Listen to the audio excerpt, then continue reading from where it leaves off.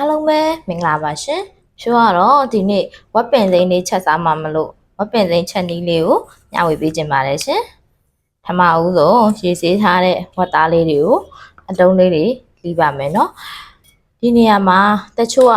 အတုံးမလှီးဘဲနဲ့ကြိတ်ကြတာလည်းရှိပါတယ်ရှင်။အမဖြိုးကတော့ကြိတ်တဲ့အသားကိုမကြိုက်တဲ့အတွက်အတုံးလေးတွေတစ်တစ်လေးတွေပပလေးတွေလှီးပါတယ်ရှင်။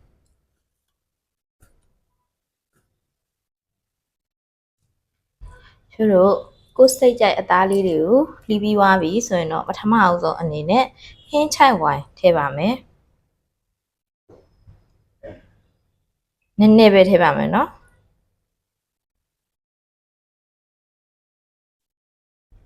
ဟင်းချက်ဝိုင်ပါနော်စီတီမတ်တွေမှာအလွယ်တကူဝယ်ယူလို့ရပါတယ်ရှင်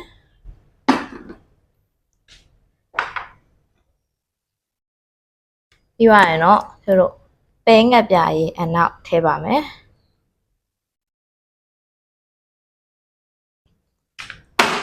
ပြီးရင်တော့ဖြိုးတို့ဒါကတော့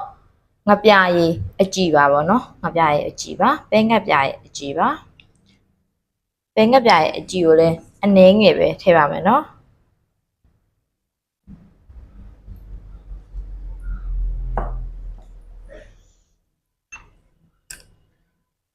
ပြီးသွားရင်တော့ဖြိုးတို့ခရူးစီထည့်ပါမယ်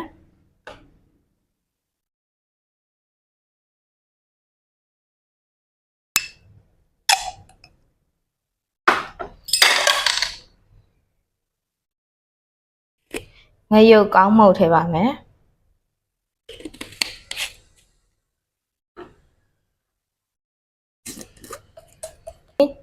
ဟင်းချိုမှုတ်ထည့်ပါမယ်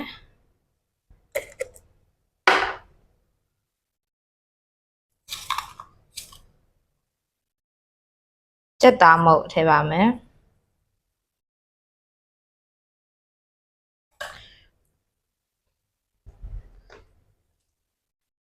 ပြီးတော့ဒီနေရာမှာဖြိုးတို့စိုင်မာလိုမျိုးစားကျင်တယ်ဆိုရင်ရောပြောင်းကုန်မော်လေးအနည်းငယ်သုံးပါမယ်နော်သူကတော့စိုင်မာချက်တဲ့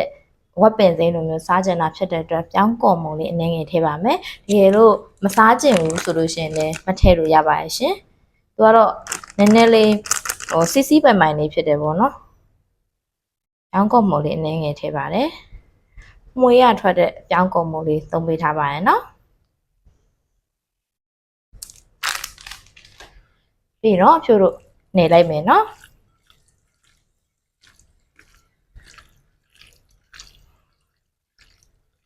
ဒီနေရာမှာဟင်းချက်ဝိုင်ရလဲအလွယ်တကူမရှိဘူးဆိုလို့ရှိရင်မထည့်လဲရပါတယ်နော်အဲ့ဒါဆိုလို့ရှိရင်တော့ကိုယ့်အိမ်မှာစားသလိုရတာမျိုးလေးရပါတယ်ဒါကတော့ဖြိုးကစိုက်နေမှာရောင်းတဲ့အရာမျိုးလေးလိုချင်တဲ့အတွက်ဟင်းချက်ဝိုင်နဲ့ပြောင်းကုန်မှုလေးထည့်ပေးထားတာဖြစ်ပါတယ်နော်လူချင်းမင်းတို့ရဲ့အိမ်မှာအလွယ်တကူမရှိဘူးဆိုရင်မထည့်လဲရပါတယ်ရှင်ထုံးစံတိုင်းပဲအသားလေးကို10မိနစ်လောက်ထိနှက်ထားပေးမယ်နော်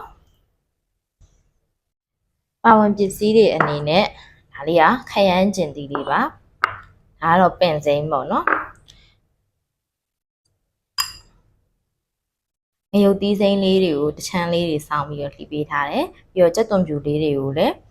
အပြားလေးတွေဖြစ်အောင်လှီးပေးထားတယ်ဒါလေးကဂျင်းလေးနည်းနည်းရဲ့ကြက်သွန်အနီလေးရဲ့ပါဝင်ပစ္စည်းတွေအရန်ကြီးမများပဲနဲ့ဖြိုးတို့ရဲ့ဝက်ပင်စိမ်းချက်လေးကိုချက်ကြည့်လိုက်ရအောင်နော်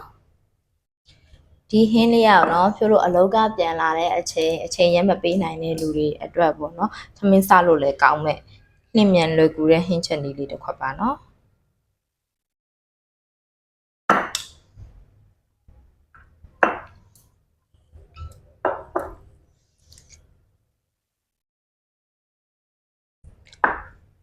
ဖြိုးတော့ပထမအဆုံးအနေနဲ့အရသာနေထားတဲ့ဝက်သားလေးတွေကိုအရင်ဆုံးလုံးဝအောင်လို့စီတက်ပေးပါမယ်နော်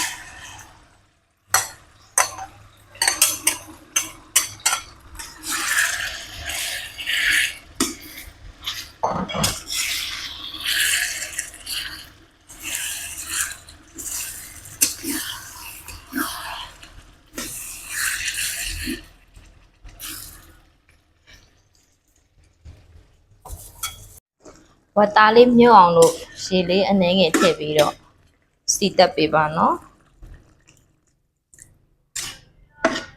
ဘာလို့လဲဆိုတော့ဖြိုးလို့လေဖြိုးကဝက်သားကိုကြိတ်ထားတာမဟုတ်ဘဲနဲ့တုံးထားတာဖြစ်တဲ့အတွက်ဝက်သားလေးမကြက်မှာစိုးလို့ပါရှင်ပြီးသွားရင်တော့အဖုံးလေးအုပ်ပြီးတော့ခဏလေးထားပြီးပါမယ်ရှင်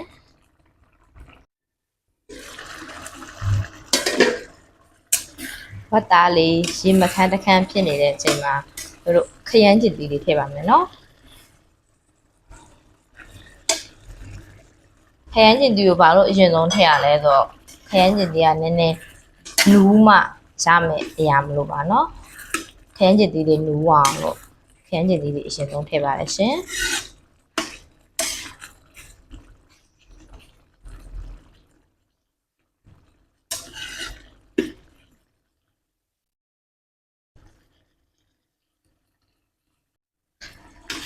တို့ဝက်သားလေးနဲ့ခရမ်းကျင်သီးလေးနဲ့က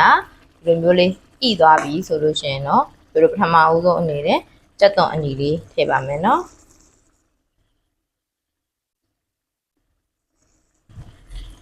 ပြီးရင်တော့ကြက်သွန်အဖြူလေးထည့်ပါမယ်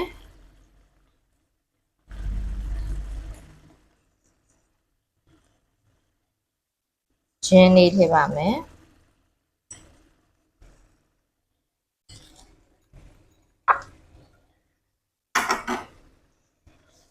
ရုပ်သီးစိမ်းလေးထည့်ပါမယ်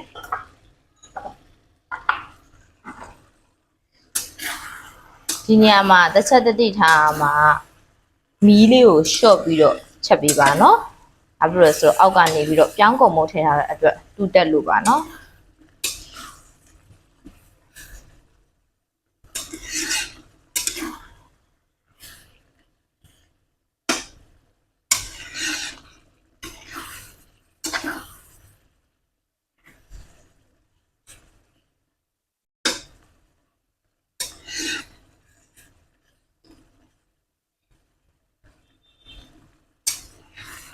အစာပလာလေးတွေဖြိုးလို့နှူးသွားတဲ့အထိ2 မိနစ်လောက်ခဏလေးကြိုပေးပါမယ်နော်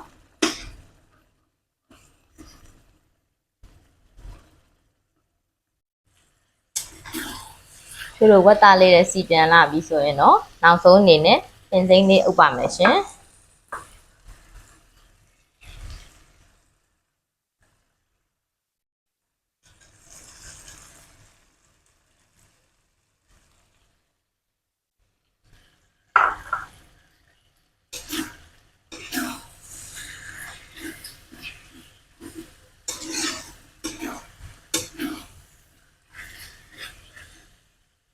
ပင်စိမ်းနဲ့လေးမှုေးလာတဲ့အထိခဏလေးပင်စိမ်းလေးနှွန်းသွားတဲ့အထိခဏလေးကြော်ပြီးပါရှင်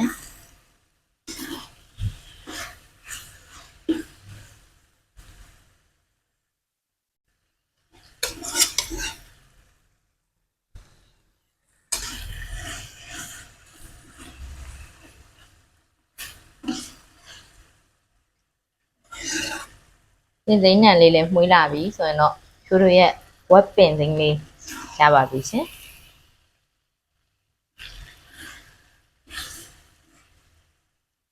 လက်ကူလင်းမြန်နဲ့ဟင်းချက်နည်းလေးတွေကိုအမြဲတစေကြည့်ရှုကြနေဆိုရင်တော့ဖြိုးရဲ့ channel လေးကို like and subscribe လေးလုပ်ပြီးတော့အားပေးသွားပါအောင်ရှင်ကျေးဇူးများတင်ပါတယ်ရှင်